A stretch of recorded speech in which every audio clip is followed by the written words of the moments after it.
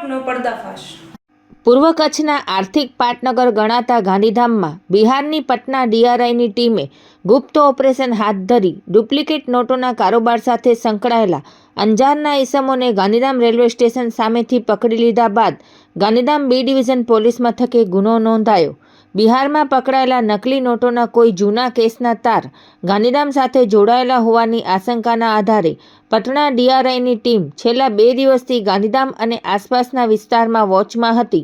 લોકેશનના આધારે પટણા ડીઆરઆઈની ટીમે ગાંધીધામ રેલવે સ્ટેશનના ગેટ સામેના સર્વિસ રોડ પરથી અંજારના મુસ્તાક કાસમ શેખ, અલ્તાફ હુસેન કાસમશા શેખને પકડી તલાશી લેતા 500ના દરની 6000ની કિંમતની 12 ચલણી નોટ સાથે ઝડપી લીધા હતા, જ્યારે રમજુ કાસમશા શેખ દરોડા દરમિયાન હાજર મળ્યો ન હતો।